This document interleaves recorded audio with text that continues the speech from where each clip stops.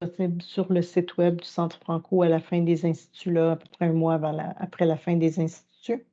Donc, l'enregistrement a débuté. Je vous remercie de votre participation. Je suis Simone Saint-Pierre, la directrice de la formation continue au Centre Franco. Ça me fait plaisir d'être avec vous aujourd'hui. Je vais laisser tout de suite la parole à Cécile Santos Aero pour vous transmettre tout plein d'informations pour bien commencer votre entrée et puis appuyer vos élèves qui ont des pertes auditives de toutes les natures. On va bien comprendre qu'il n'y a pas... Il y en a à plusieurs niveaux. Donc, merci beaucoup, Madame Cécile, d'avoir accepté de partager votre expertise avec nous. Et puis, sur ce point-là, je vous laisse commencer. Merci, Simone. Je vous remercie beaucoup, puis je vous remercie de m'appuyer cet après-midi. On va commencer avec la reconnaissance du territoire aujourd'hui. J'aimerais que vous preniez quelques petites minutes pour lire la reconnaissance du territoire et penser à l'endroit où nous nous trouvons et nos ancêtres et leur faire honneur. Donc, je vous laisse quelques minutes pour ceci.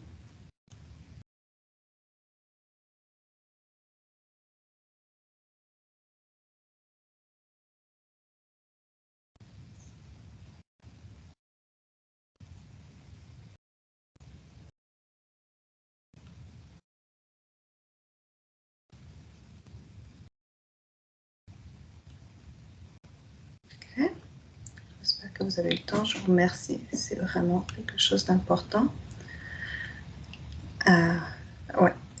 Donc, merci à tous d'être ici aujourd'hui. Comme Simone vous l'a dit, je vais vous offrir une présentation qui s'intitule « Une perte auditive chez l'ensemble de vos élèves ».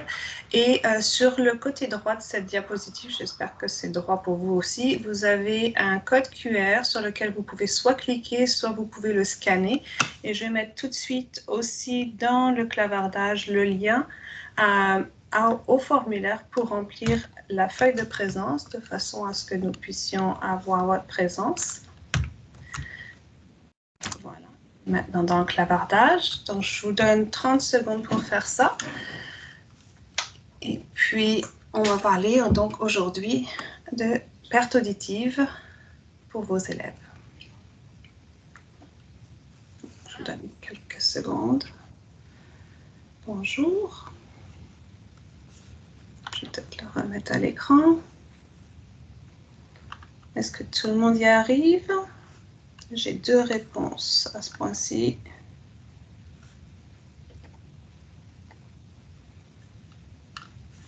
Pour les présences, 3.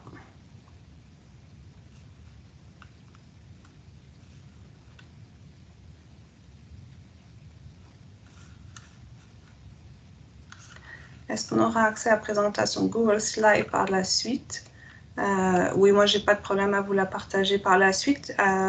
Cela étant dit, les informations qui sont vraiment dans les diapos ne sont pas aussi importantes que ce que vous allez retenir et d'autres documents que je vous partagerai par la suite.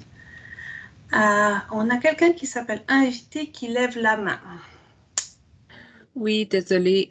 C'est juste pour dire que pour moi, l'écran est devenu tout noir et j'ai plus accès au clavardage.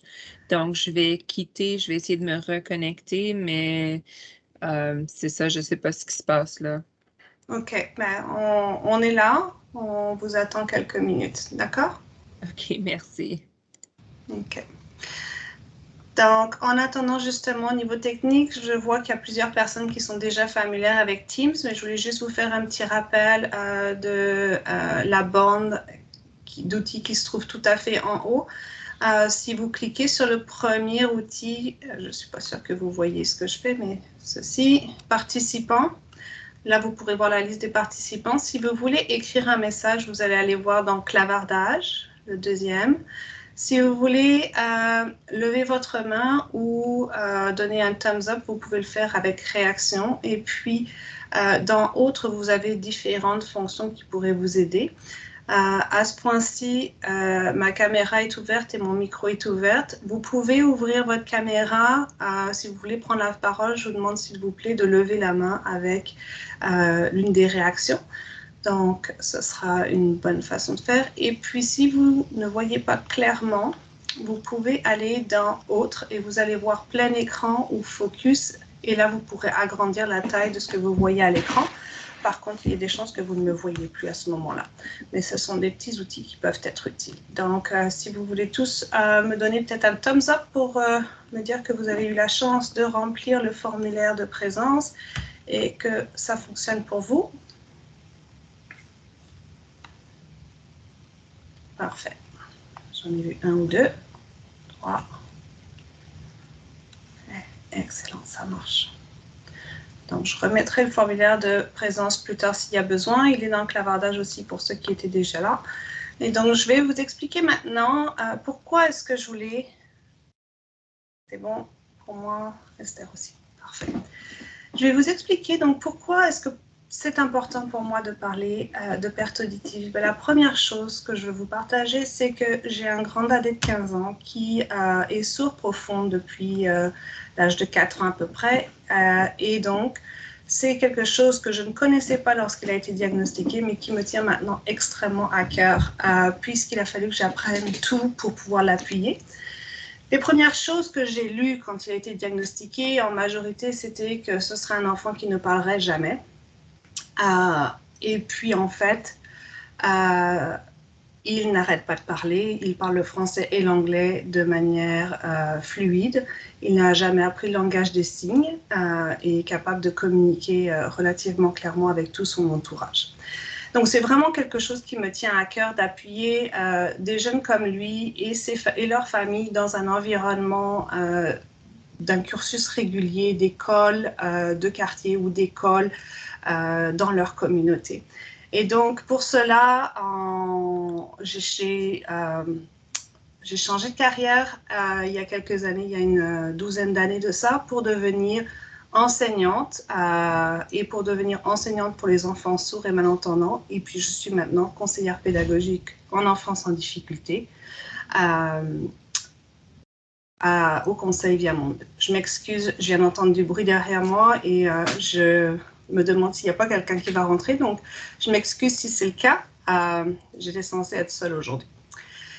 Pendant 7 ans, j'ai travaillé dans un conseil en tant qu'enseignante itinérante en surdité. Donc, j'appuyais à peu près entre 30 à 50 enfants selon les années.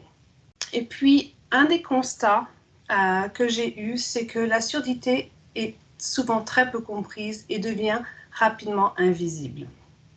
Pourquoi? Parce qu'une fois que ces enfants apprennent à parler, on pense qu'ils entendent comme vous et moi, et c'est loin d'être le cas. Malgré un appareillage, la plupart du temps, ces enfants n'entendent jamais mieux qu'en ayant une perte légère. Puis je ne vais pas aujourd'hui, mon but n'est vraiment pas de rentrer dans les détails des différents types de surdité, des différents types d'appareillage, super Jessica, des différents types d'outils supplémentaires. Donc, on peut être appareillé, on peut utiliser des systèmes MF. Vous allez entendre parler de toutes ces choses-là. Pour ceux qui ne le savent pas, un système MF, c'est comme un système de radio, donc de transmission à distance de la voix, qui vient parler directement, généralement, dans l'appareil de l'enfant ou à travers un haut-parleur dans une salle de classe. Donc, ce n'est pas le but d'aujourd'hui, c'est vraiment de partager des stratégies qui peuvent être facilement mises en place dans la salle de classe. Donc, voilà pourquoi je voulais vraiment parler de la surdité et de ces enfants, parce qu'ils ont les mêmes potentiels que les autres. Mais ceci ne vous donne pas complètement toute l'idée sur le titre que je vous ai donné à cette formation, qui est une perte auditive chez l'ensemble de vos élèves. Pourquoi l'ensemble de vos élèves? Je vous avais envoyé un petit, un article, mais un compte-rendu de Statistique Canada. Pour ceux qui ont eu la chance d'y jeter un œil, est-ce qu'il y a des choses qui vous ont surpris? Est-ce que vous avez retenu quelque chose de Statistique Canada sur justement la prévalence de la surdité au Canada? Puis je sais que ce que je vous ai donné, c'était entre 2012 et 2015. Sachez que la surdité est quelque chose qui augmente avec le temps et qui maintenant commence de plus en plus jeune du fait qu'on est beaucoup plus exposé au bruit. Donc, je vois les commentaires que tout fonctionne. Est-ce que quelqu'un voudrait me dire si vous avez eu la chance de regarder ces statistiques en prenant la parole, en levant la main? Encore. Parfait. Donc, moi, je vais vous faire un résumé de ce que j'ai retenu. Ce que j'ai retenu, Mackenzie, Simone, je regarde s'il y a des messages qui arrivent. Je vous donne quelques secondes. Merci, Simone, de le remettre ici. Okay. J'ai été surprise que presque la moitié des adultes sont atteints à un niveau. Oui. Donc, c'était vraiment ça que je voulais vous montrer. Ça date donc 2015, entre 2012 et 2015. Et on avait 40% des adultes de 20 à 79 ans qui avaient une perte auditive. Dont 23% seulement dans ces 40% étaient diagnostiqués. C'est-à-dire qu'on avait 77% d'adultes qui avaient une perte auditive, mais qui ne le savaient pas. Donc, dans cette étude au niveau de la santé par Statistique Canada, on voit qu'il y a quand même très peu de personnes qui sont diagnostiquées, mais que presque la moitié des adultes ont une perte auditive. Et puis là, je vous donne des petits termes. Unilatéral, c'est d'un seul côté. Bilatéral, c'est des deux côtés, ce qui veut dire qu'on avait quand même une grande prévalence de ces adultes qui avaient une perte de chaque côté, mais qui ne le savaient pas. Maintenant, quand on regarde chez les enfants de 6 à 19 ans, on a à peu près 8% qui ont une perte auditive. Mais seulement 5% sont diagnostiqués, ce qui veut dire que 95% de ces enfants ne sont pas diagnostiqués. Si on regarde 8%, dans une classe de 25 enfants à peu près, ça nous ferait combien ça? Ça nous fait à peu près 2 élèves qui auraient une perte auditive dans nos classes. Et sur ces 2 élèves, il y en aurait la majorité qui ne seraient pas diagnostiqués puisqu'il n'y a que 5% qui peuvent être diagnostiqués. Et puis ensuite, on a aussi un indicatif sur les enfants de 3 à 5 ans qui, normalement, selon les tests d'émission auto-acoustique, il y en aurait 4% qui auraient une perte auditive. Donc, je ne vais pas rentrer dans les détails de ce que ça veut dire, mais les tout petits, il y en aurait aussi à peu près 1 par classe qui aurait une perte auditive. Donc, on en a beaucoup plus que ce qu'on pense, parce que généralement, on en voit un diagnostiqué appareillé dans une école. Mais en fait, on pourrait en avoir jusqu'à 2 par classe avec une perte, quelle qu'elle soit, à n'importe quel niveau. Et n'importe quelle perte a un impact sur les apprentissages. Maintenant, je vais vous montrer cette photo-là. Est-ce que vous avez des élèves comme ça dans votre salle de classe? Vous en avez à l'automne, quand ils commencent à prendre un coup de froid. Vous en avez en hiver, dès qu'ils attrapent un rhume ou la grippe, ou une otite. Vous en avez au printemps avec les allergies. Dès que les enfants ont une congestion nasale, dès qu'ils sont enrhumés, leur connexion entre leur cavité nasale et leurs oreilles est tellement courte et connectée, et tellement dans le même plan horizontal qu'ils sont congestionnés et ils ont une perte auditive. Et ça peut prendre entre 3 à 6 mois pour que tout ce liquide qui est entre l'oreille et le nez s'enlève, se purge et s'en aille. Donc, quand je vous dis que tous vos élèves l'ensemble de vos élèves ont une perte auditive, c'est qu'au cours de l'année scolaire, la plupart d'entre eux, c'est très rare ceux qui ne passeront pas à travers une perte auditive. Certains ont des pertes qui sont sévères et qui vont rester pour longtemps, mais on peut faire quelque chose pour tous ces enfants et tous nos collègues qui ont besoin d'un appui pour mieux entendre et mieux comprendre. Parce qu'entendre, c'est une chose, comprendre, c'en est une autre. Et c'est là où c'est vraiment important, c'est de s'assurer que tout le monde comprenne. Donc, aujourd'hui, ce que je veux, c'est que vous ayez une meilleure connaissance et compréhension du fonctionnement de l'organe de l'ouïe, des difficultés qui sont rencontrées lors d'une perte auditive et des raisons pour ceci, et des adaptations ou des stratégies pour pallier ces difficultés. Donc ça, c'est vraiment ce que j'aimerais que vous ayez obtenu aujourd'hui. Le troisième étant probablement celui que je pense qui va, sur lequel je vais porter le plus d'intérêt. Donc, bonjour Diane. Bonjour. Alors, normalement, j'avais un petit formulaire ici. Alors, s'il n'apparaît pas à l'écran, je vais aller le chercher. J'aimerais que vous me disiez, donc maintenant vous savez, oups, copier. j'aimerais que vous me disiez à peu près quel est votre niveau de connaissance sur la surdité aujourd'hui, juste pour que j'ai une idée à propos de ça. Je ne sais pas pourquoi est-ce que ça ne s'affiche pas, mais c'est correct. Donc, je vous l'ai mis dans le clavardage. C'est un petit formulaire. Il y a 3 questions justement avec les 3 résultats d'apprentissage d'aujourd'hui pour avoir une idée de quelles sont vos connaissances sur le sujet. Merci, j'ai déjà une personne qui a répondu. 2 personnes. On est combien en tout maintenant, Simone, s'il vous plaît?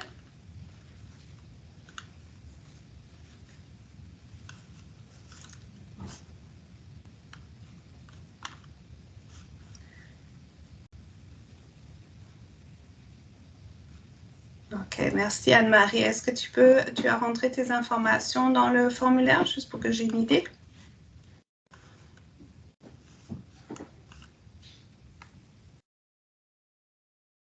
Ok, on est 12 maintenant. Merci.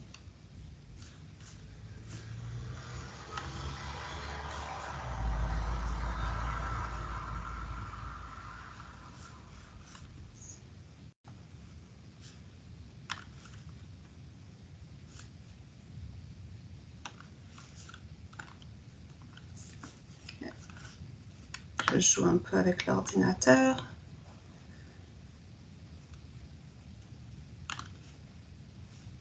Donc, voilà où est-ce qu'on en est. On a 10 réponses. Donc, si on regarde, on a des personnes avec de bonnes connaissances, plusieurs personnes avec des connaissances de base et quelques novices. Donc, j'espère vraiment qu'aujourd'hui, je vais pouvoir augmenter vos connaissances et votre compréhension sur qu'est-ce qu'on peut faire pour ces enfants. Merci beaucoup. Je vais revenir à la présentation.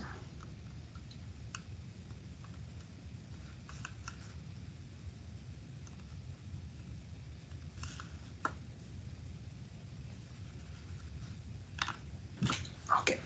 Donc, la façon dont je veux essayer de vous faire passer ces informations, c'est que je vais vous faire vivre des expériences. Donc, ce qu'on va faire maintenant, c'est que je vais avoir besoin que vous alliez chercher une feuille de papier et un crayon.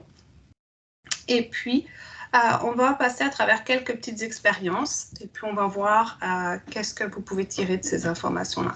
Donc, lorsque vous aurez votre papier et votre crayon, vous pourrez écrire dessus sur 3 lignes les lettres A, B, C et 1 à 8 parce que vous allez devoir retrouver toutes les parties de l'appareil de l'organe de l'ouïe ainsi que les différents éléments qui sont numérotés sur l'image ici. Donc 1, 2, 3, 4, 5, 6, 7, 8. Et puis en dessous, vous pouvez tirer une ligne et ensuite on fera une dictée et donc vous pourrez écrire les numéros de 1 à 12. Donc lorsque vous êtes prêts, vous pouvez m'envoyer un thumbs up avec votre papier et votre crayon.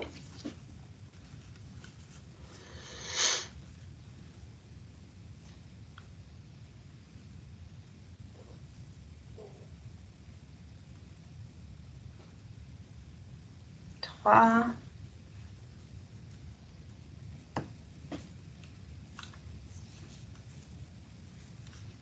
4. Excellent, Anne-Marie.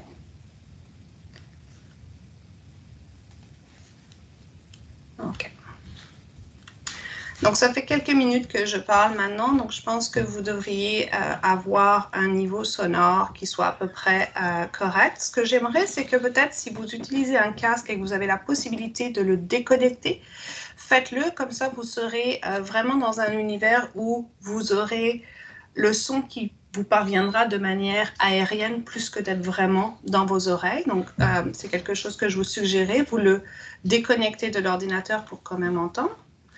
Et puis, ne changez pas le niveau, ne changez pas le volume de votre ordinateur, puisque si vous me comprenez clairement comme ça, ce n'est pas nécessaire. Donc, la première étape que je vais vous demander de faire, vraiment, ça va être, en écoutant la vidéo qui est ici, de noter sur votre feuille donc, les 3 parties de l'organe de l'ouïe et les 8 petits éléments qui sont ici sur l'image. Donc, je pense que l'image est assez claire, encore une fois. Vous pouvez toujours agrandir en allant sur les 3 petits points où il y a écrit « Autre » et en glissant sur « Focus » ou « Plein écran ». Et puis, je vais lancer la vidéo. Donc, ça va être la première étape. Et c'est parti.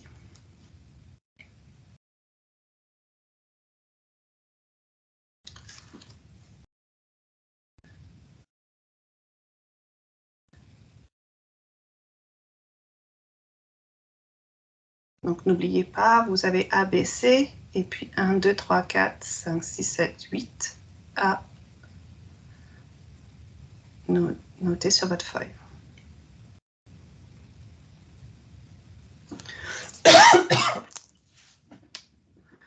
Pardon.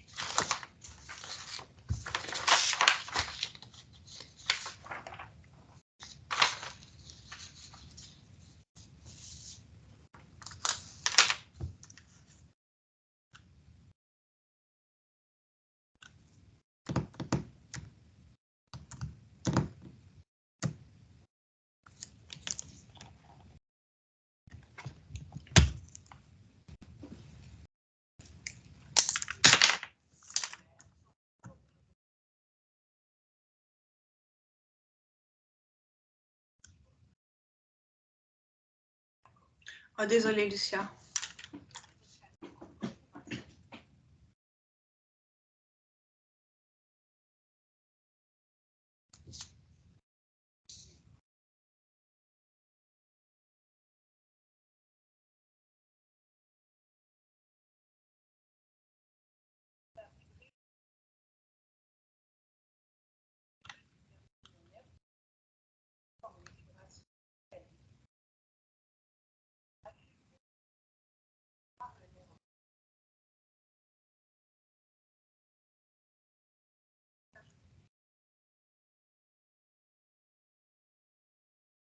OK.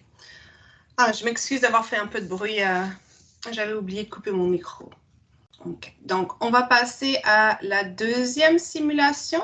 Vous n'êtes pas obligé de remettre votre casque pour ça. Donc, ici, c'est une dictée, comme je vous l'ai dit tout à l'heure.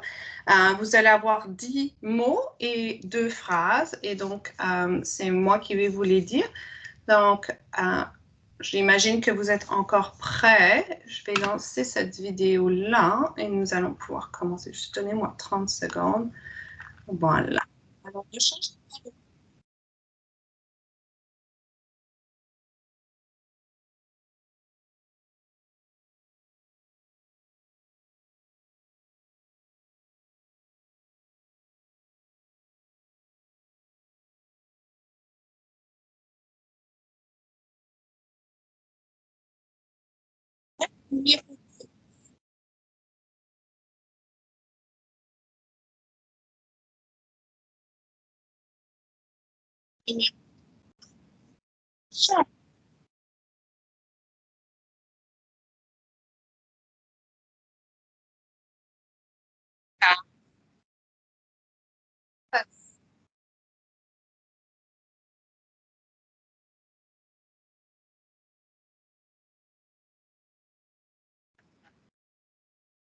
Oh, désolée.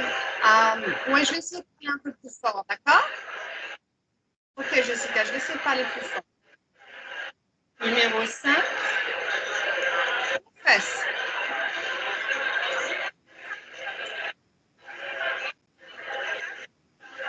Numéro 6, professeur.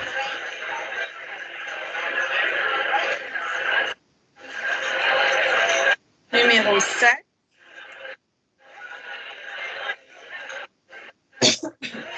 censeur. Numéro 8,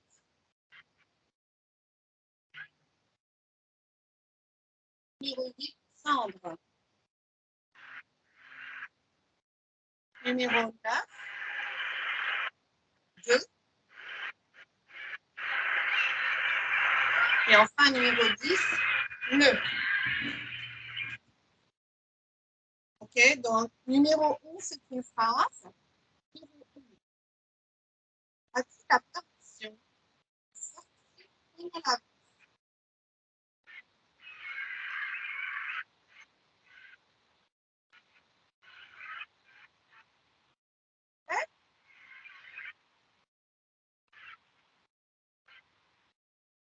Le dernier, numéro 10. Le cœur a fait exprès d'attendre.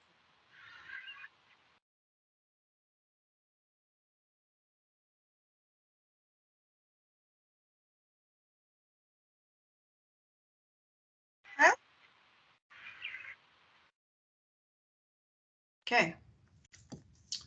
Je vais remettre mon casque. Vous pouvez remettre le vote si vous le voulez aussi.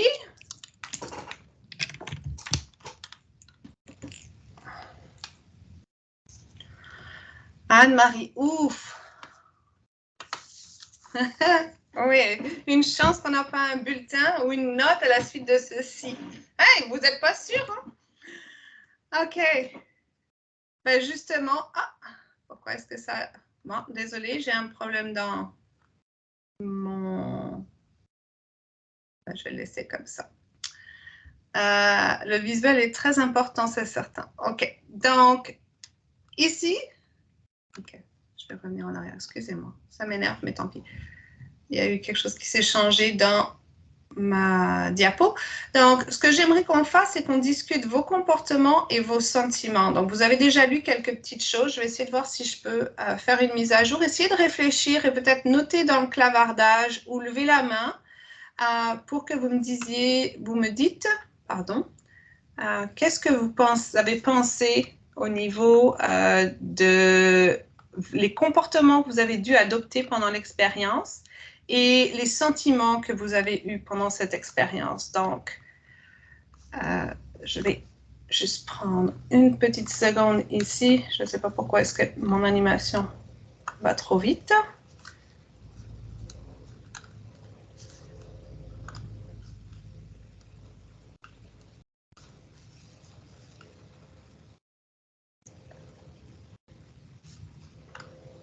Je vous remercie de votre patience.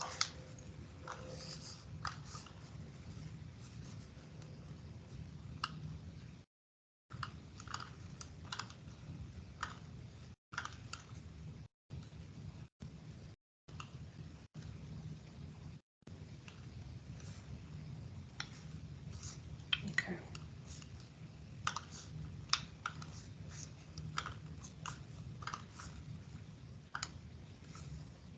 Alors, j'ai stress, professeur, danseur, me rappelle mes tests d'ouïe. J'ai déjà une paire d'ouïe dans l'oreille droite. Ce que j'ai entendu ressemblait beaucoup à mon expérience du test fatigant et stressant. Notez bleu, OK. Honnêtement, j'ai décroché, OK, oui. J'ai dû baisser le son de mes haut-parleurs, j'ai tout de suite abandonné. Et c'était stressant de ne pas entendre. Frustré, je n'ai rien compris, beaucoup de frustration. Okay. J'ai entendu 3 mots, moufette. Je n'ai pas moufette, professeur et 2. OK. Donc, exactement ça. Je reviens en espérant que maintenant j'ai moins de problèmes avec ce que je voulais vous montrer.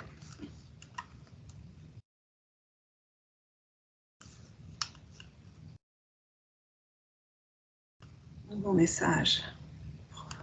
Du détachement, je vais attendre qu'elle finisse la dictée et je vais remettre mes écouteurs. Mais bien, je savais que c'était qu'une expérience. Si j'étais en classe, j'aurais été frustrée. Oui. Donc, en effet, dans les comportements, ce qu'on voit souvent, vous parlez beaucoup de vos sentiments, en fait, mais dans les comportements, ce qu'on peut voir, je pense que j'ai vu Simone le faire un tout petit peu, puis après elle s'est rappelée, c'était qu'elle s'est approchée pour essayer d'entendre un peu mieux, mais en fin de compte, ça ne sert pas à grand-chose.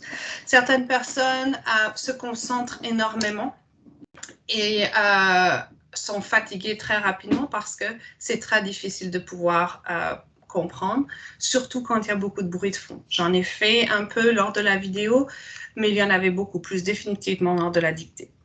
Et parfois, on n'est pas conscient du bruit de fond qu'il y a autour d'un enfant si on se trouve plus loin. Donc, il faut toujours être conscient de ça. D'autres personnes ont de la confusion ou des questionnements, ou on en a vu dans le clavardage. Est-ce que c'est normal qu'il y ait tant de bruit? Est-ce que je devrais mieux entendre? Ou est-ce que c'est juste le regard qui nous le montre? Ici, on ne pouvait pas le voir. Des personnes abandonnent, ça fait partie du comportement et ça va être des choses que vous allez pouvoir observer avec certains des enfants. D'autres personnes ne suivent pas les directives, donc je leur dis de prendre note de quelque chose et puis ils n'ont même pas pris note. Ou je leur demande de continuer à la suite et puis la deuxième étape est complètement laissée de côté parce qu'ils n'ont pas compris que c'était une deuxième étape.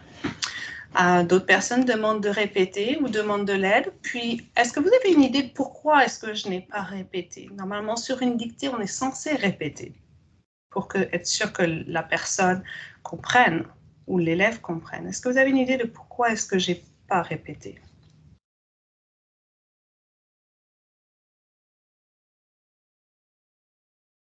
Non? Personne? On est juste un petit groupe, on est juste 12, donc n'hésitez pas à prendre la parole pour que ce soit une situation authentique. OK? Est-ce que tu peux en dire plus, Anne-Marie?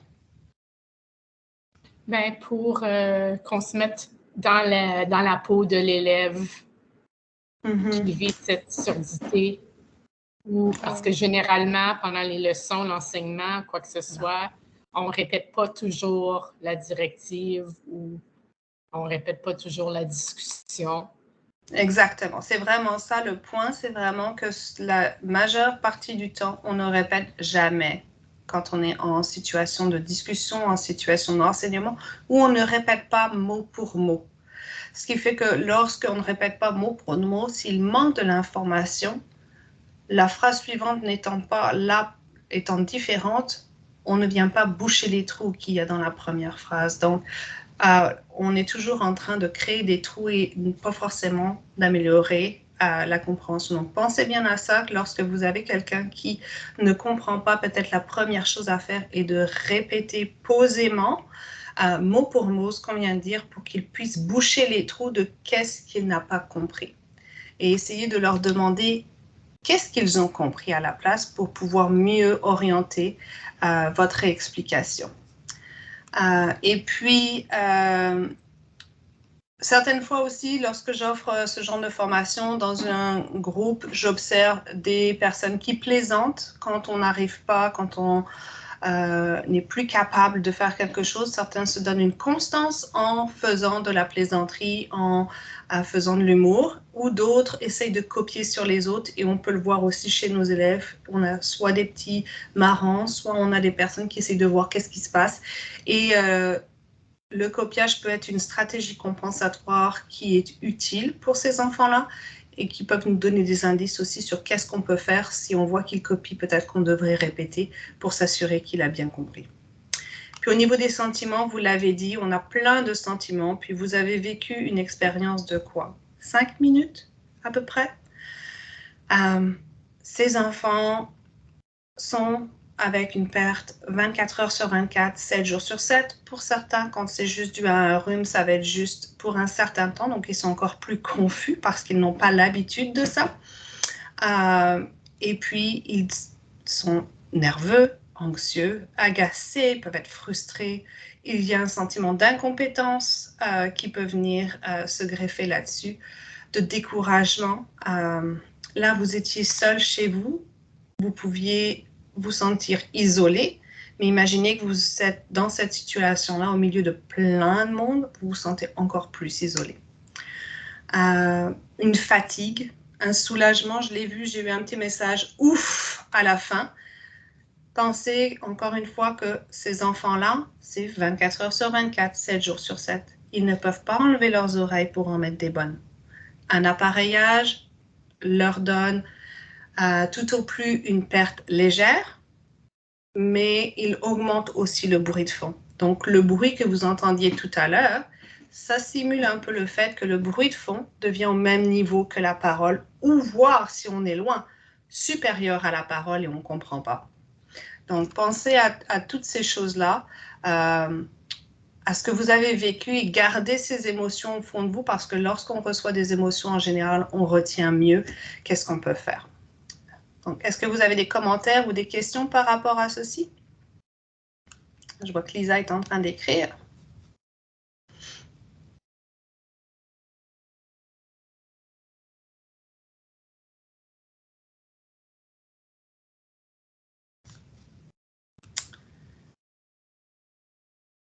Lisa, est-ce que tu veux prendre la parole ou...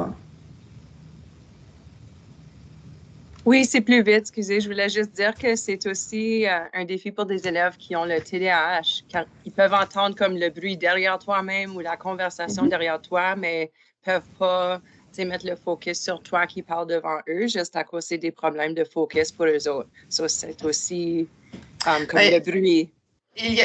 Ça peut s'appliquer à beaucoup. Ici, on parle vraiment aujourd'hui de surdité, mais on pourrait parler aussi de troubles du traitement auditif. On pourrait parler de TDAH, on pourrait parler de plein d'autres, d'autisme, de n'importe quel autre. Et c'est une des raisons pour lesquelles je voulais aussi que ceci soit ouvert à tous les élèves, parce que les stratégies auxquelles on va pouvoir penser aujourd'hui ensemble vont pouvoir s'appliquer à d'autres enfants. Pas forcément à ceux qui sont diagnostiqués avec une perte auditive, ça va être bénéfique à tous. Donc, on va rentrer justement dans le vif de 2 petites tâches de travail que j'aimerais que vous fassiez. Puis comme on est 12 et que je voudrais que vous puissiez discuter un petit peu entre vous, on a fait 2 teams et on va vous séparer en 2 groupes. Je pense que Simone est prête pour ça. Puis ce que je voulais vous demander de faire, en fait, c'est j'ai une seconde vidéo, je vais le mettre dans le clavardage dans 1 minute. Vous allez aller regarder cette vidéo et vous allez voir comment est-ce qu'elle est différente et qu'est-ce qui vous donne plus d'informations que celle que je vous ai présentée.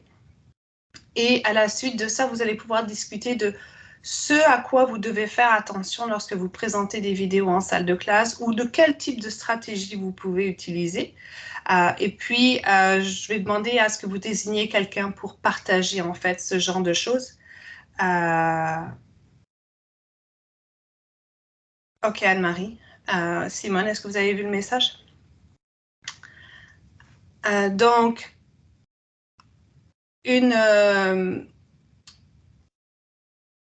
donc je reviens sur penser à ce que vous devez faire attention lorsque vous choisissez des vidéos ou quel type de stratégie à utiliser. Je mets l'accent là-dessus, excusez-moi, parce que je me suis trouvée à faire des observations en salle de classe où on utilisait des vidéos. On en utilise de plus en plus, d'autant plus avec des adolescents parce que ça vient les chercher souvent. Et je peux vous assurer qu'il y a des moments où moi-même je me sentais perdue, donc, et j'ai pas de perte auditive. Donc, on va se séparer en 2 petits groupes. Simone, le micro est fermé, je pense. Pardon. Excusez-moi. Je propose que Aurélie, Diane, Lisa, Jessica et Mireille s'en aillent dans la salle. Je vais mettre le lien Teams dans le clavardage à l'instant. Et puis, je vais copier le lien YouTube. Je suis en train de le faire, ça, si... Mais oui, pour le mettre dans votre team à vous. Donc ça va être ici. Donc, Aurélie, Diane, Lisa, Jessica et Mireille, on peut se rencontrer dans le lien Teams que je viens de mettre en haut. Puis, vous pouvez quitter la salle ici pour aller dans l'autre lien Teams. Voilà. Et puis, je vous laisse, pour ceux qui restent ici, regarder la vidéo individuellement. Et puis après, on pourra discuter tous ensemble. Vous discuterez entre vous et je serai juste là si vous avez des questions pour justement déterminer quel type de stratégie vous pourrez utiliser. Donc, à tout de suite. Je vous laisse regarder cette vidéo.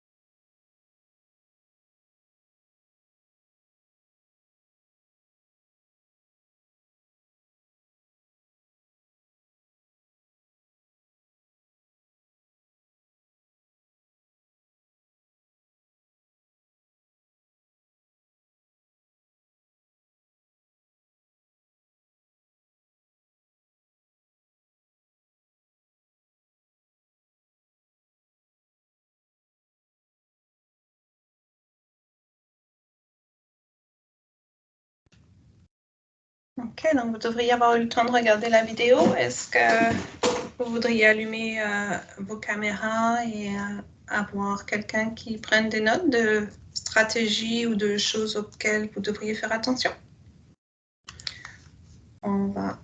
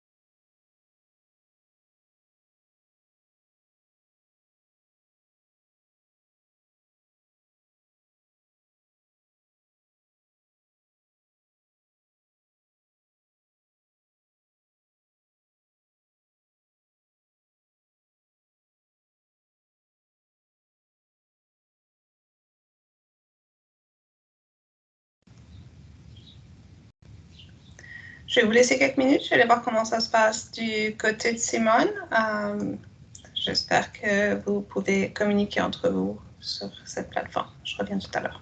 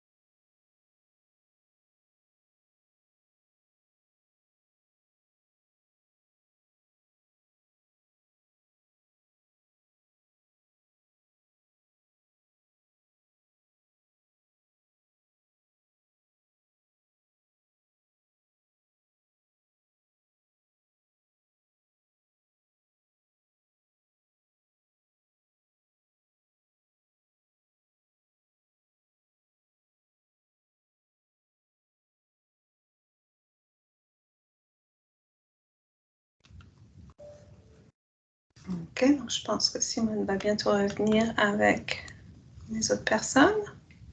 Est-ce que vous avez eu le temps de réfléchir? Voilà. Ça a été, Simone? Oui.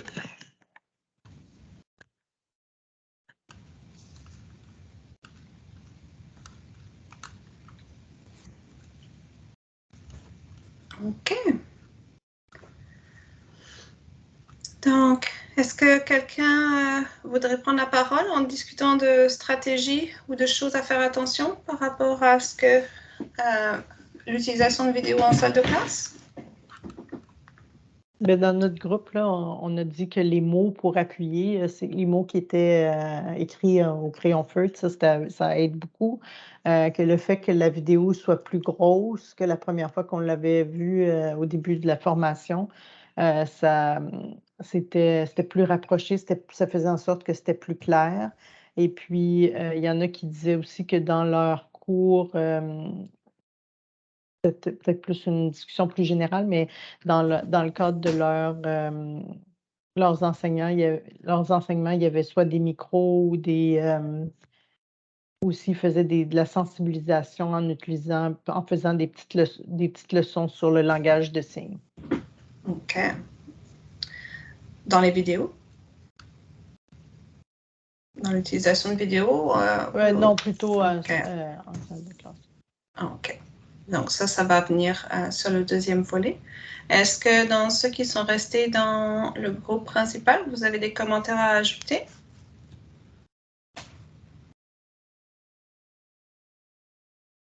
Je vois quelqu'un qui est en train d'écrire.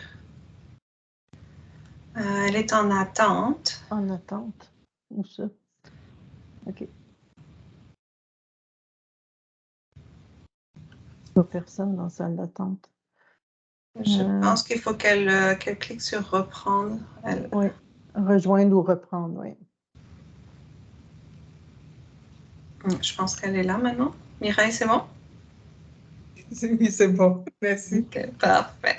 J'ai parlé dans le premier groupe qu'il y avait une ressource du Centre Franco qui avait été développée pour le langage des signes. Donc, je vais juste le mettre là, dans le chat pour tout le monde. Je ne l'avais pas trouvé assez vite pour le mettre dans mon chat. Mais maintenant, pour tout le monde, il y a une petite vidéo là, qui a été... donc, si vous voulez voir ça, ça pourrait peut-être être utile un jour. Ou pour sensibiliser vos jeunes. OK. Bonjour Yves. OK, donc, en effet, il y a plusieurs bonnes choses qui ont été retenues. Ici, je vais vous montrer celles que moi, je suggère fortement, qui sont s'assurer de la qualité sonore. Donc, le niveau de voix qui était utilisé dans la vidéo que je vous ai partagée était relativement bas. En plus, j'ai encore baissé le volume et ça arrive qu'on ait des vidéos avec un niveau sonore qui soit bas ou que le son soit et une distorsion. Donc, faites attention à la qualité sonore lorsque vous utilisez des vidéos en salle de classe. Vous avez mentionné que lorsque les mots sont écrits, c'est beaucoup plus facile. Et en effet, vous avez pu les noter ou savoir à quoi ça ressemblait. Éventuellement, vous pouviez poser pour pouvoir les écrire. Donc, c'était forcément quelque chose de plus facile de pouvoir le faire sur la deuxième vidéo que sur celle que je vous ai montrée. De la même manière, si maintenant je viens vous dire le mot périlymphe ou endolymphe, vous ne savez probablement pas que je les ai dit lors de la première vidéo. Cela étant dit, si je vous fais réécouter, après vous les avoir déjà dit au moins une fois, vous maintenant pourrez les entendre dans la vidéo. Donc, ceci s'appelle en général du pré-enseignement. Donc, pensez que les mots qui sont nouveaux, les mots qui sont complexes, les mots qui n'ont peut-être jamais été entendus par les enfants, il suffit de leur dire au moins une fois ou deux à l'avance, pas forcément de leur expliquer. La vidéo le leur expliquera, mais s'ils ne les ont jamais entendus, il y a de grandes chances qu'ils ne les attrapent pas. Donc, pensez au pré-enseignement du vocabulaire nouveau, de les écrire éventuellement au tableau.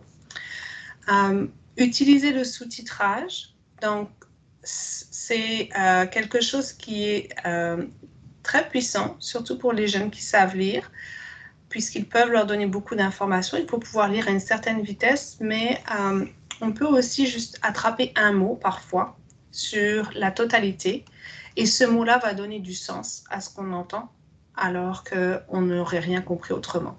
Donc, pensez que le sous-titrage n'est pas quelque chose qui est anodin, c'est quelque chose qui va beaucoup les aider, qu'ils soient jeunes ou qu'ils soient plus vieux. Et ça donne aussi un lien entre le langage oral et le langage écrit. Donc, d'une manière générale, utiliser le sous-titrage va permettre aussi le développement de certaines compréhensions de concepts en littératie. Je vous mets un bémol ici, testez le sous-titrage au préalable.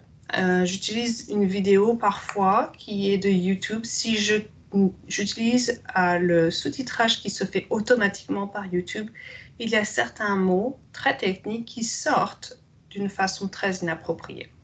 Donc, vérifiez à l'avance que le sous-titrage soit approprié pour ne pas avoir de mauvaises surprises en salle de classe. Donnez l'opportunité de visionner au préalable. Comme je vous l'ai dit, vous avez eu la chance de pouvoir le regarder seul et donc vous avez eu la chance probablement de vous arrêter pour lire les mots, pour écrire les mots si vous pouviez le faire à la maison sur la feuille que je vous avais suggérée au début. Donc, visionner au préalable, ça permettra aux jeunes de pouvoir participer d'une meilleure façon en salle de classe.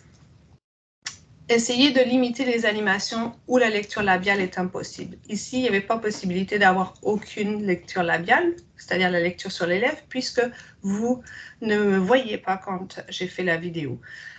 S'il y a quelqu'un qui parle et qu'on puisse lire sur les lèvres, ça va donner un appui supplémentaire à la compréhension. Donc, n'hésitez pas à le faire en sorte. Les deux vidéos que je vous ai montrées n'en avaient pas, mais ça pourrait être quelque chose à prendre en compte. Pensez aussi à réduire le bruit de fond de la salle de classe. Je l'ai fait exprès tout à l'heure, j'ai eu des commentaires lorsque je vous ai passé la vidéo qu'il y avait beaucoup de bruit de fond. On ne s'en rend pas toujours compte, juste brasser des crayons à côté d'un micro, boire un verre d'eau, tousser à proximité de quelqu'un. Si en plus vous utilisez un système MF, ça peut venir être transmis par un système, le système MF jusqu'à l'élève. Donc, pensez à éviter de créer du bruit supplémentaire et demander à la classe de réduire le bruit de fond. Pour cela, on peut aussi fermer les portes, fermer les fenêtres, arrêter tout le système de ventilation lorsqu'on est en train de passer une vidéo et le remettre après, de façon à ce que ce soit beaucoup plus calme dans la classe. Et mettre des balles hush-ups sous les pieds de chaise pour pouvoir éviter que le bruit des chaises et des pupitres fasse du bruit. On en a parlé brièvement, le système MF, qui est un système de transmission, peut être connecté aux outils multimédia. Donc, apprenez à l'utiliser de façon à ce que les élèves puissent entendre directement, soit dans leurs appareils, soit à travers un système de transmission à distance qui est fait pour une perte auditive, qu'ils puissent entendre la vidéo que vous diffusez également. Et puis, ici, je vous donne un point que je trouve qui est extrêmement important. Et tout à l'heure, on a eu un commentaire qui disait « Ouf, heureusement qu'on n'avait pas une note au bulletin avec ça ». Je suggère fortement de ne pas utiliser une vidéo à des fins d'évaluation. Vous pouvez l'utiliser dans les apprentissages, mais vous ne savez jamais à quel point un enfant est capable de comprendre qu'est-ce qu'il y a dans une vidéo dont l'information est majoritairement auditive. Donc, il est vraiment fortement important de ne pas les utiliser pour des évaluations. Si vous voulez les utiliser, essayez de penser, si j'enlève le son de cette vidéo, est-ce que tous les enfants seront au même niveau d'entente ou d'écoute? Est-ce qu'ils vont être capables de répondre aux questions de la même manière?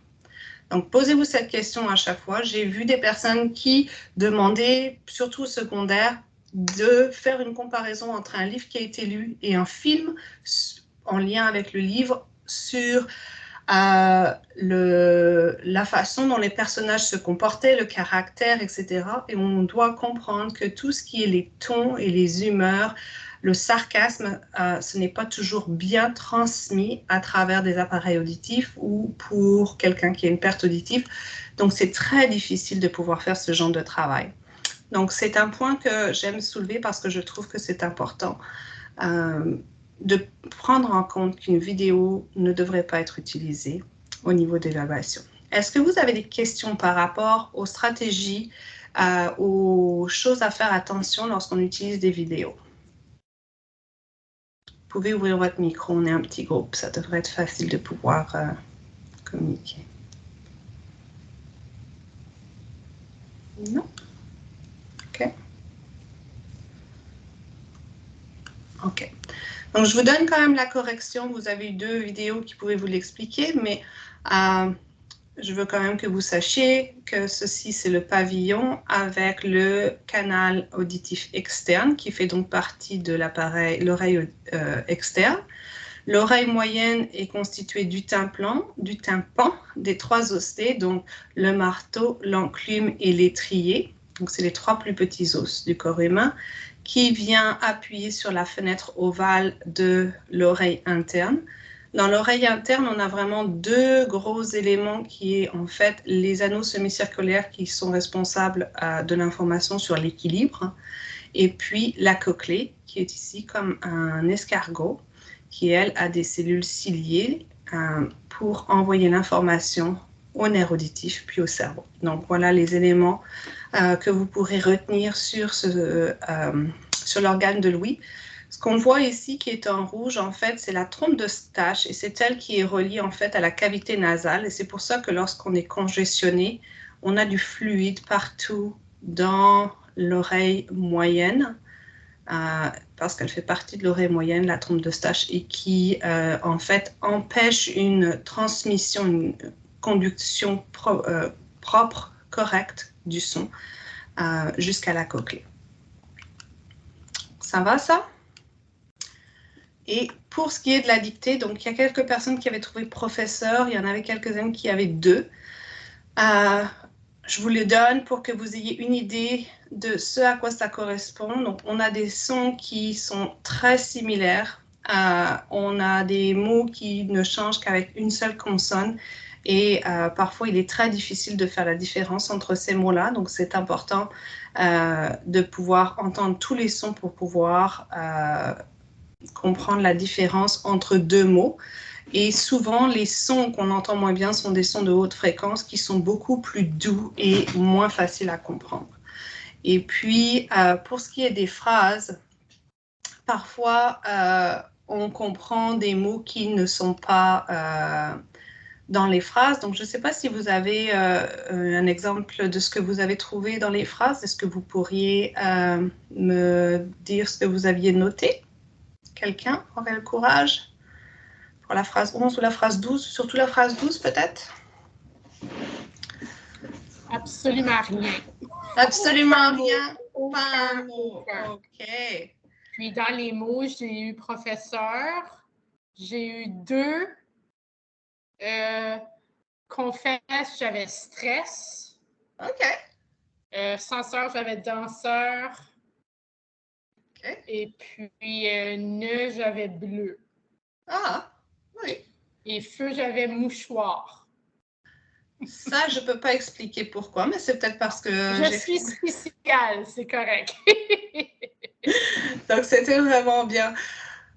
Donc, il y a des fois, on entend certains mots et on vient faire des associations avec des choses qu'on connaît ou avec des choses auxquelles on pense ou avec quoi que ce soit.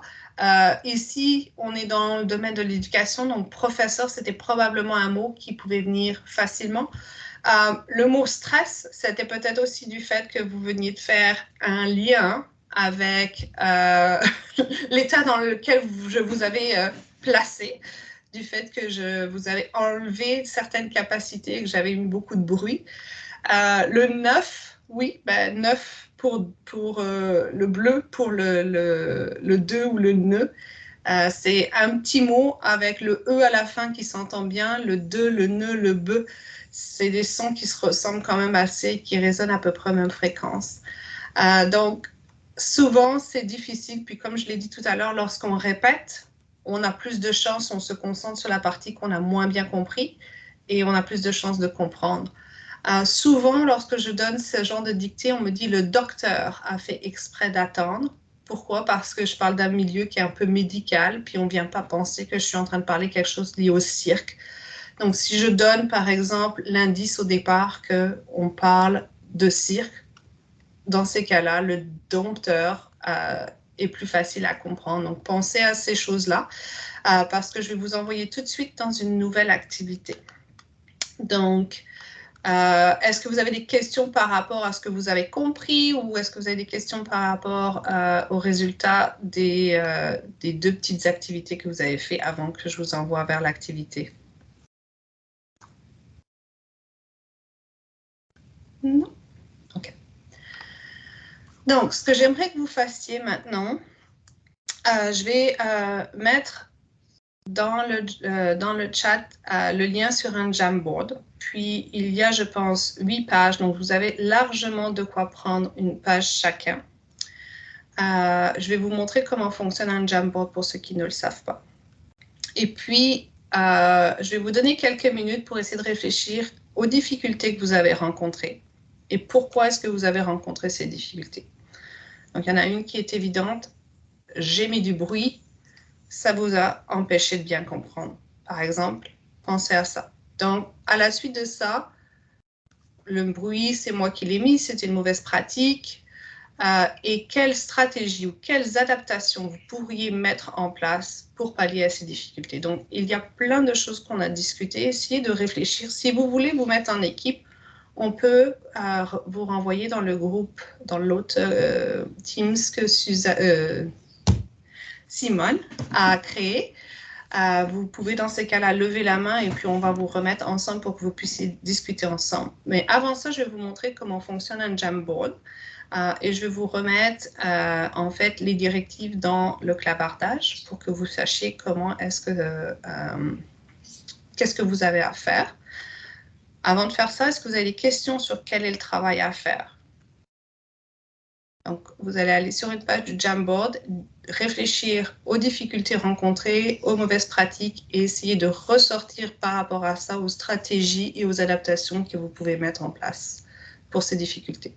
Puis pour ceux qui sont un peu familiers avec les PEI, puisque tous ces enfants-là qui ont une perte auditive, on devrait insérer ces adaptations dans un PEI, un plan d'éducation visualisé. Pensez à des adaptations pédagogiques, donc faites par l'enseignant. Pensez à des adaptations en manière environnementale, donc qu'est-ce qu'on peut faire au niveau de la salle de classe ou de l'environnement physique et en matière d'évaluation. C'est les 3 catégories qu'on retrouve dans un PEI. OK? Question? Non. Donc, je vais aller copier le Jamboard et puis je vais aller vous montrer à quoi ça ressemble pour ceux qui ne sont pas familiers avec le Jamboard. Juste 30 secondes, ma souris me fait des misères.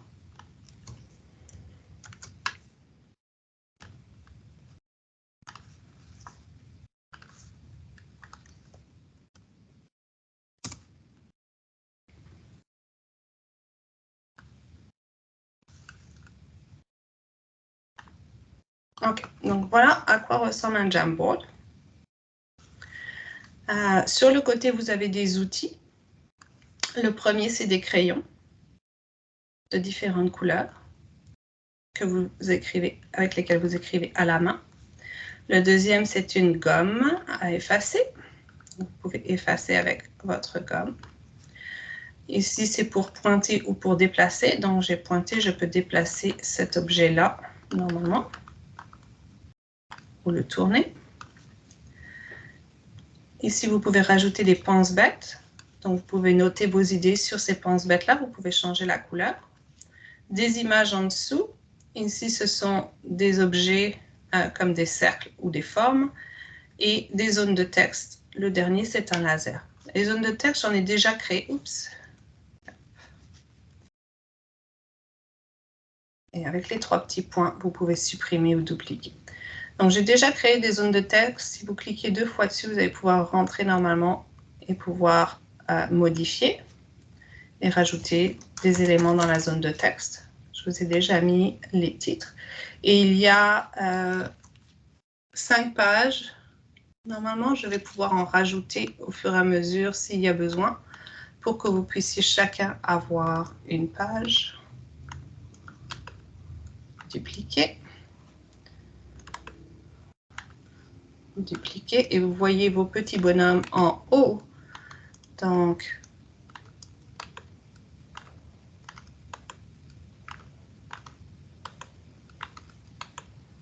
voilà.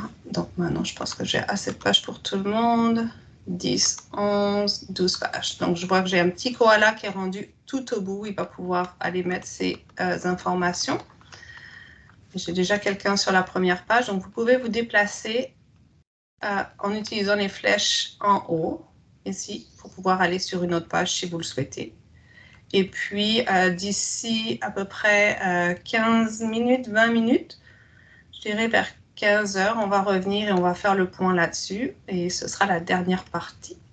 Donc, avant de vous laisser pour cette activité, encore une fois, est-ce qu'il y a des questions?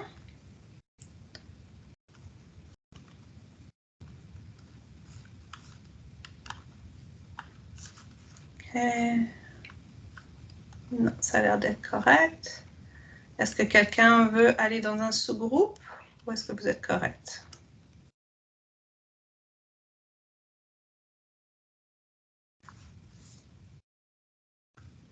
Ok. Donc, je vais vous laisser travailler. On revient, je dirais, 15 heures, Simone, c'est correct ça? Parfait. Donc, on revient à 15 heures.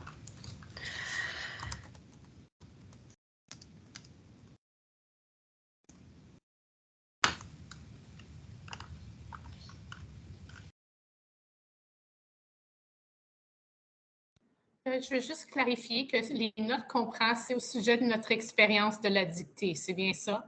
Puis on se base là-dessus pour... C'est ça. C'est ça. L'expérience que vous avez eue de la dictée, vous pouvez aussi utiliser un peu celle sur la vidéo, mais je vous ai déjà donné des exemples de stratégies pour la vidéo. Donc, vraiment, c'est plus sur la dictée que vous pouvez utiliser votre expérience pour trouver des stratégies et des adaptations. Parfait, merci. Merci beaucoup.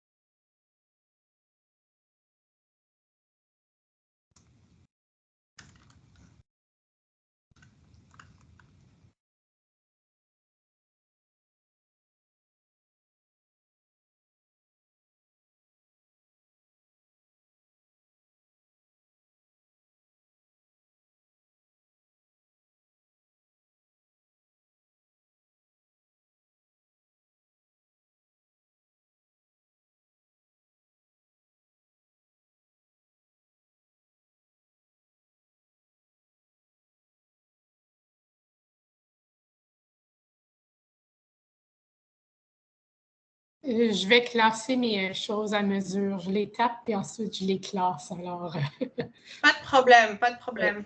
L'important, c'est qu'on ait de quoi discuter ensuite.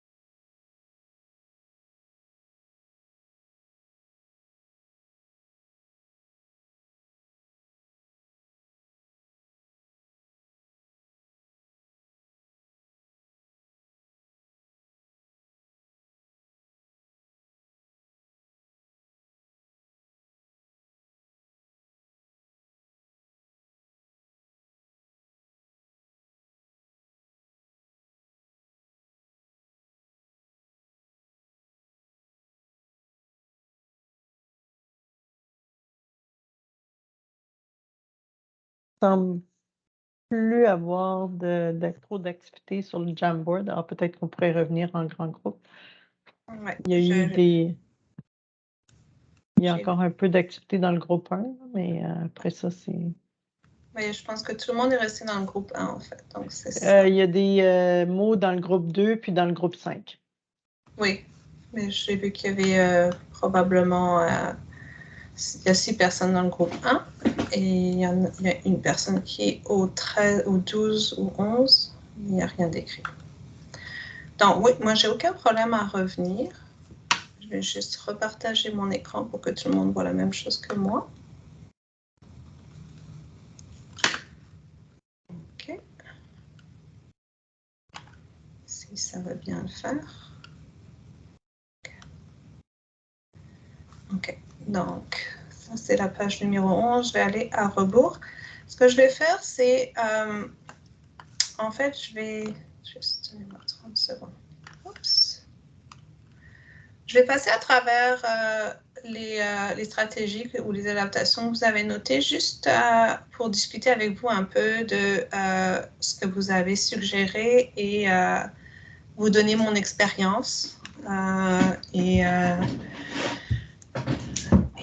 et du feedback par rapport à ceci. Donc ici, sur cette page ici, on voit enseigner le vocabulaire aux élèves avant de projeter la vidéo. C'est vrai pour tout, que ce soit en vidéo, que ce soit aussi lorsque vous êtes en train d'étudier un nouveau concept. Pensez toujours à fournir le nouveau vocabulaire à l'avance. Ça va les aider à attraper qu'est-ce que les nouveaux mots veulent dire. Même si vous n'enseignez pas le sens complet, de ce mot-là, au moins s'ils l'entendent une fois, ils sont capables de l'attraper et de continuer à écouter plutôt que de se bloquer sur un mot qu'ils n'ont pas compris. Lisa, j'ai vu ton message. Désolée.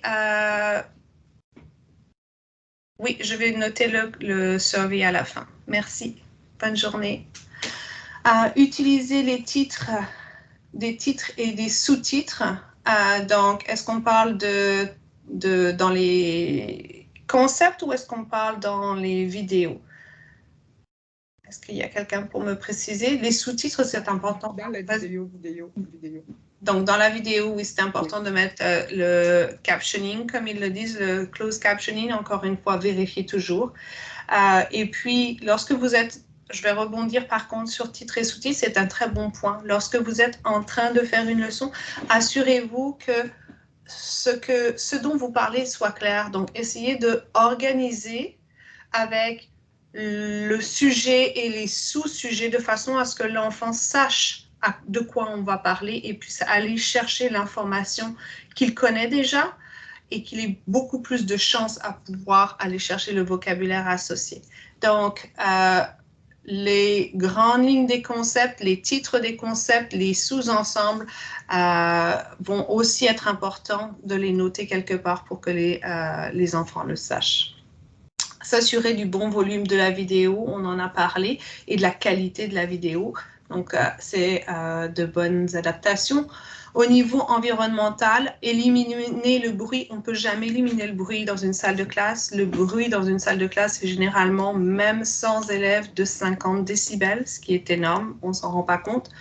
Ce qui veut dire qu'il faut essayer de réduire un ajout supplémentaire de bruit et essayer de faire en sorte que nos messages soient clairs et le plus facilement rejoignables. Donc, on va pour cela fermer la porte de la classe. On va essayer de peut-être choisir une classe si on a ici des personnes qui sont responsables de l'organisation de l'école, qui n'est pas en face ou à côté des toilettes où il y a beaucoup de bruit et de va-et-vient.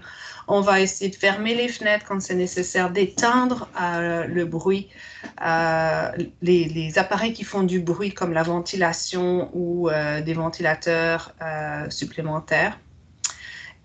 Et puis, rapprocher l'image de la vidéo, j'imagine que c'est d'avoir des vidéos avec du sens, avec des mots qui sont écrits dessus.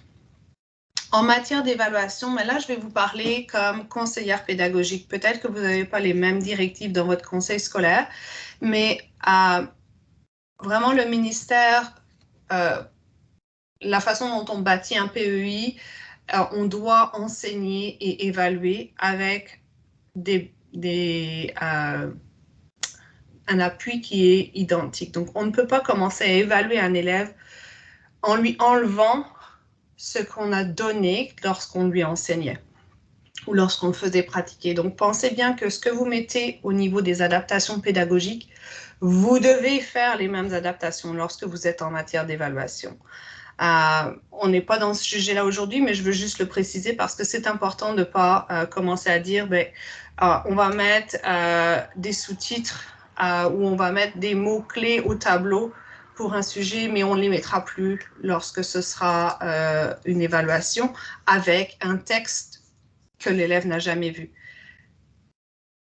Je pense que c'est important de toujours penser à garder tout ce qui est pédagogique et évaluation les mêmes, et après, il y a des choses qui vont s'ajouter ou qui ne vont pas être appropriées. Donc, pas donner de vidéo pour l'évaluation, on en a parlé tout à l'heure, et évaluer sur les éléments de la vidéo. Donc, on peut utiliser des vidéos pour faire de l'enseignement, mais on évite de les mettre au niveau de l'évaluation. OK? Est-ce que ça va? Oui. OK, donc au niveau du groupe 5, ici, j'ai répété les consignes. Oui, c'est quelque chose d'extrêmement important. Plus il y a de mécompréhension, plus il faut essayer de faire en sorte de répéter mot pour mot et puis ensuite de reformuler. Quand on dit parler fort et clairement, avec les masques, c'était forcément un problème, mais il y a des masques clairs où on peut voir la bouche. Il y a possibilité d'utiliser des panneaux de plexiglas pour pouvoir justement enseigner en créant une barrière physique. Donc, parler fort, je dirais non. Plus on parle fort, plus on augmente les sons qui sont de basse fréquence et tous les sons de haute fréquence qui font du sens, donc les consonnes, sont de moins en moins audibles. Donc, on parle avec un niveau de voix normal et on parle clairement. Donc, on essaye de parler pas trop vite, pas trop lentement non plus. Je vais revenir sur ça en disant, si vous exagérez la façon dont vous parlez, vous rendez votre message encore moins audible. Par exemple, si je parle comme ça, je ne pense pas que vous me compreniez mieux. Donc, pensez à ça. Ça ne sert à rien d'exagérer. On parle d'une manière calme, posée et claire. Et les enfants, comme les adultes, qui apprennent à lire sur les lèvres, vous comme moi, on apprend à lire sur les lèvres. Ceux qui ont besoin encore plus d'apprendre à lire sur les lèvres le font. Et ils vont apprendre à lire dans n'importe quelle situation lorsque vous leur parlez directement, quand vous parlez avec d'autres personnes. Donc, vous ne pouvez pas changer, vous ne devriez pas changer la façon dont vous parlez quand vous leur parlez directement. Donc, parler clairement et avec un niveau de volume normal. Faire face aux élèves, oui, ça c'est extrêmement important. Je le mettrai par contre dans l'adaptation environnementale. J'aurais tendance à dire qu'on va essayer de rester dans le champ visuel de l'élève. Suivre une feuille de route. Donc, ça, c'est donner un support visuel. C'est extrêmement important que l'élève ait toujours un support visuel sur lequel il puisse se référer. Donc, vous lui donnez un support visuel, vous présentez ce même support visuel et il aura beaucoup plus de chances de s'assurer qu'il puisse avoir l'information claire que vous lui donnez. On essaie de placer l'élève proche de l'enseignant, oui, mais il ne faut pas non plus vouloir l'élève juste devant soi au milieu de la classe parce qu'il perd toute l'information de ce qui se passe derrière lui. Et en plus, s'il est trop proche de vous, il va avoir tendance à devoir lever le cou constamment pour vous regarder parce qu'il va avoir tendance à vouloir avoir l'appui de la lecture sur les lèvres, la lecture labiale. Donc, ce que je suggère généralement, c'est de le mettre plutôt stratégiquement sur un bord pour qu'il voit le maximum de personnes et qu'il soit quand même vers l'avant, premier ou deuxième rang pour qu'il puisse vous voir. Donc ça fait partie du placement stratégique. Travailler individuellement pour réduire le bruit de fond, c'est une stratégie, je dirais, pédagogique. Donc, le 1 à 1 peut être bénéfique. Je dirais faire du pré-enseignement 1 à 1 de façon à ce que l'élève connaisse le vocabulaire à l'avance et le thème à l'avance, sans avoir à lui expliquer tout en détail. Et puis, je vois en matière d'évaluation, avoir les consignes écrites, ça c'est avoir un visuel doit être aussi bien au niveau pédagogique qu'au niveau en matière d'évaluation. Donc, c'est des super bonnes stratégies ou adaptations que vous avez notées ici. Est-ce qu'il y a des questions sur les commentaires que j'ai donnés ici? OK. Ça va. Je vois que je ne sais pas pourquoi j'ai quelque chose qui clignote jaune. OK. Ici, il n'y a rien. Ici, il n'y a rien. Ici. Donc, partager les vidéos, on en a parlé. Les mots-clés, on les écrit, on en a déjà parlé. Ça fait partie du pré-enseignement. Faire face aux élèves.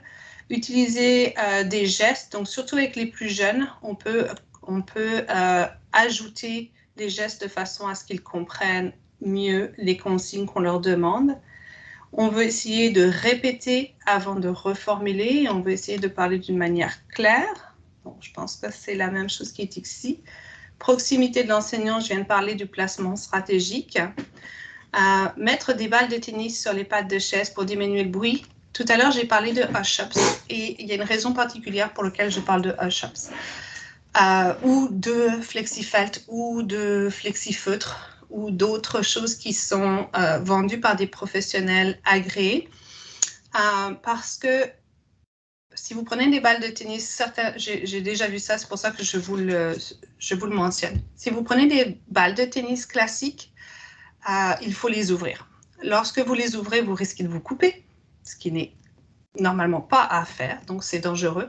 C'est quelque chose que vous ne devriez pas faire. En plus de ça, chaque fois que vous ouvrez ces balles de tennis, lorsqu'elles ont été gonflées, c'est une réaction chimique qui a permis de les gonfler. Donc, s'il vous plaît, assurez-vous de ne jamais faire ça parce que, merci Simone, les résidus chimiques qui sont à l'intérieur peuvent devenir toxiques. Donc, si vous vous amusez à couper des balles de tennis en grande quantité pour pouvoir équiper une salle de classe, vous respirez des produits toxiques. Ensuite, ça se diffuse dans votre salle de classe, donc ce n'est pas bon non plus pour les élèves. Donc, demandez à ce que du matériel approprié soit disponible, soit mis à la disposition.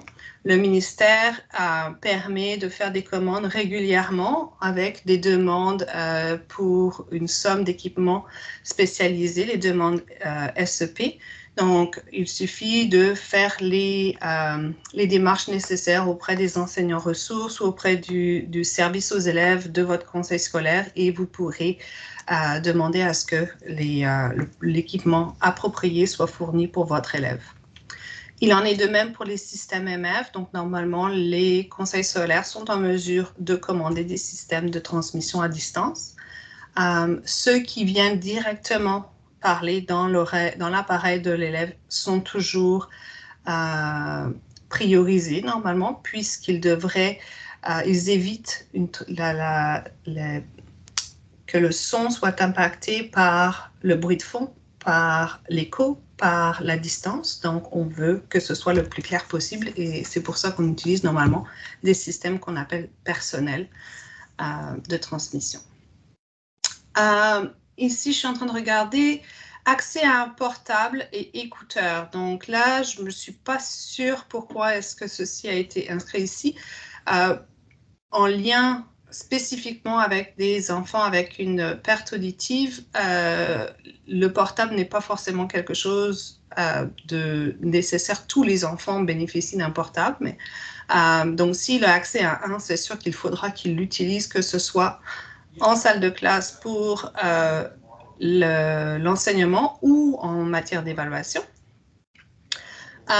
Mots-clés ou images, donc ça revient à la même chose que ce qu'on avait au niveau pédagogique, donc c'est super de l'avoir répété au niveau de l'évaluation. Fiche de référence avec mots ou images, j'imagine que c'est pour offrir la possibilité d'avoir des notes. Donc ces enfants-là, s'ils en ont besoin, oui, de là à dire que ce soit quelque chose qui soit en lien avec la surdité spécifique. Ça peut être plus pour des enfants qui ont des problèmes de mémoire, je dirais. Et puis, retrait de la classe. Donc ça, je dirais, on le voit que ce soit pour certains travaux où on veut leur offrir un environnement plus calme, on peut aussi l'offrir en matière d'évaluation également. Donc, est-ce qu'il y avait des commentaires ou des questions par rapport à mon feedback là-dessus? Non? OK. Je pense que là, c'est le plus gros, mais on en a déjà passé quelques-uns. Donc, ne pas manger ces mots ou marmonner tout à fait. On veut que ce soit clair, lent, bien articulé de la part de l'enseignant. Et c'est vrai aussi pour les élèves. Puis je dirais, si vous avez une classe où vous avez beaucoup d'échanges, assurez-vous en fait que vous passiez un micro aux élèves pour qu'ils puissent, que leur voix soit claire également, ou répéter clairement ce que l'élève a dit parce qu'il y a beaucoup d'informations que les enfants vont manquer dans ces cas-là. Ne pas mâcher de la gomme ou manger en parlant, on s'entend que c'est pas forcément une adaptation qui est pédagogique, ça va soit en salle de classe, on n'est pas censé être en train de mâcher de la gomme ou manger lorsqu'on enseigne. S'assurer que l'enfant a bien compris le mot. Oui, tout à fait, c'est quelque chose d'extrêmement important. Et la façon dont on fait, c'est pas on dit « est-ce que tu as bien compris ?» On va dire « qu'est-ce que tu as compris? Peux-tu me répéter dans tes propres mots? Peux-tu, s'il te plaît, me donner, faire une objectivation sur la leçon ?» On essaye de questionner pour voir qu'est-ce que l'enfant a compris. Tout à l'heure, si je vous avais dit qu'est-ce que vous m'avez mis au numéro 12 de la dictée, puis vous me dites le docteur a fait exprès d'attendre, vous êtes tout fier, vous avez bien compris. En fait, vous êtes à côté de la plaque parce que c'était le dompteur. Donc, certaines fois, on pense qu'on a compris, mais en fait, on n'est pas là.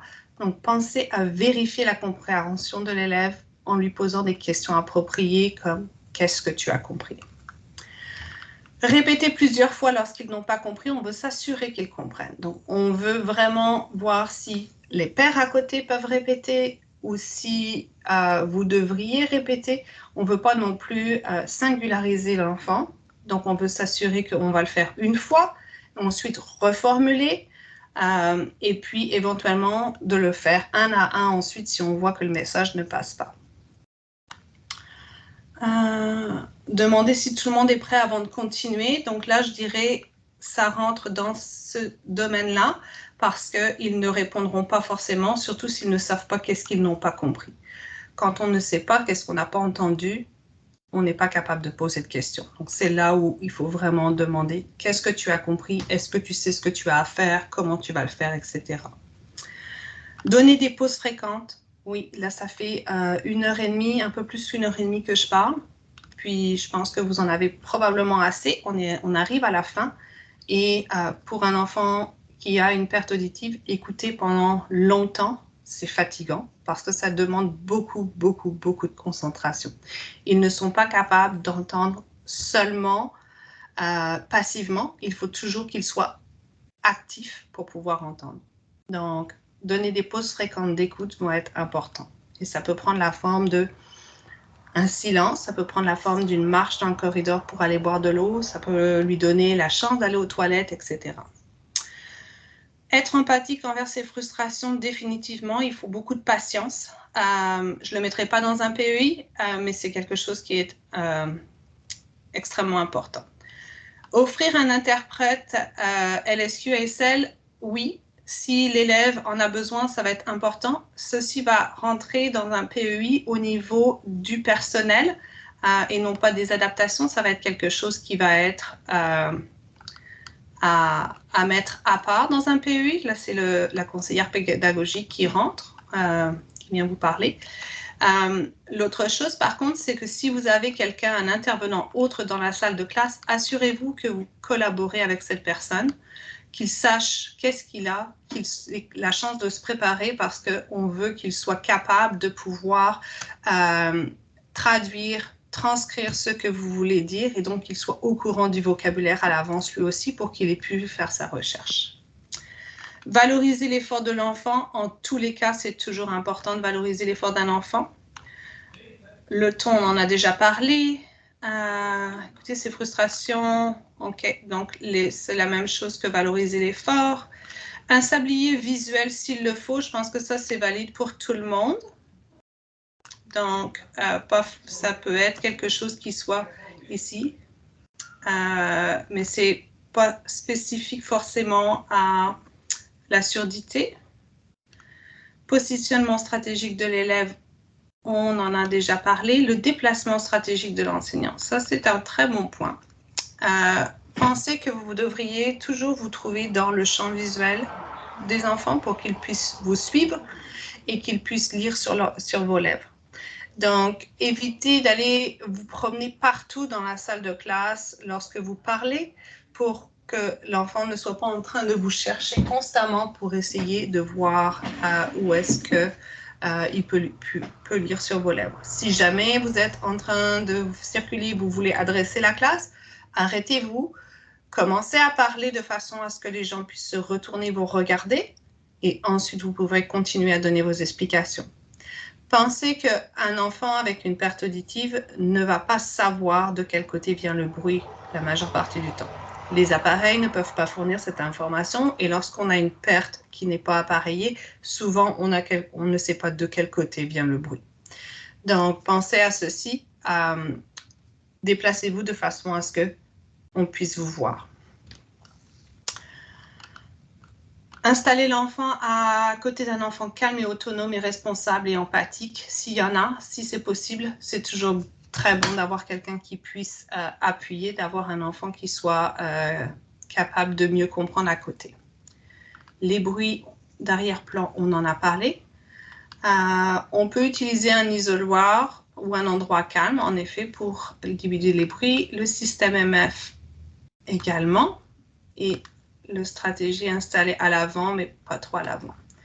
Et en matière d'évaluation, donc appui de l'éducateur en enfance en difficulté pour les travaux en évaluation. Oui, on peut avoir quelqu'un qui vienne donner de l'appui. On peut aussi, pour certains enfants, c'est nécessaire. Pour d'autres, ils sont tout à fait capables de fonctionner dans la salle de classe avec toutes les adaptations qu'on leur donne. Donc, ça dépend vraiment du profil de l'élève. Donner la liste de mots à étudier d'avance pour permettre à l'enfant de se familiariser avec le vocabulaire et le pratiquer à la maison. Oui, je le mettrai aussi bien au niveau pédagogique qu'au niveau en matière d'évaluation. Demander s'il y a des mots que l'enfant aimerait qu'on répète. Donc là, ça va être assez difficile pour un enfant de savoir qu'est-ce qu'il a manqué. Donc ça va être à vous de venir essayer de boucher les trous vous-même parce que ce qu'on n'entend pas, on ne le sait pas. Donc, vous demandez encore une fois, est-ce que tu as bien compris? Qu'est-ce que tu as compris? Peux-tu me répéter dans tes propres mots? Donc, ça va avec la même chose. Pour l'évaluation, prendre l'enfant à part et faire la dictée dans un endroit tranquille et silencieux. Éventuellement, on peut offrir un endroit calme. Offrir la comptine des sons comme outil d'aide. J'imagine que ça, c'est pour les plus jeunes. C'est quelque chose qui est plus d'ordre pédagogique et spécifique à la littératie. Et segmenter la tâche ou l'évaluation en plus petites parties. Donc, ceci est vrai pour beaucoup d'élèves où on a besoin vraiment de morceler parce que c'est difficile de retenir beaucoup d'informations, surtout lorsqu'il y a des trous qui se forment à l'intérieur. Donc, ça peut être aussi bien en évaluation qu'en adaptation pédagogique. Est-ce qu'il y a des questions ici sur mes commentaires? Donc, j'ai arrêté le partage parce que je vais reprendre la présentation. On arrive à la fin. OK. Donc, je vous remercie énormément pour toute la participation que vous avez eue aujourd'hui. Vous voyez mon écran? Parfait. Donc, ce que je vais faire dans les quelques jours qui viennent, c'est qu'au fur et à mesure des années, j'ai établi, et puis je vais aussi m'inspirer de ce que vous avez donné aujourd'hui, j'ai établi toute une liste d'adaptations pour des enfants qui ont des besoins avec une surdité. Et je les ai organisés de façon à ce que vous puissiez comprendre pourquoi ils ont lieu. Puis, je vais...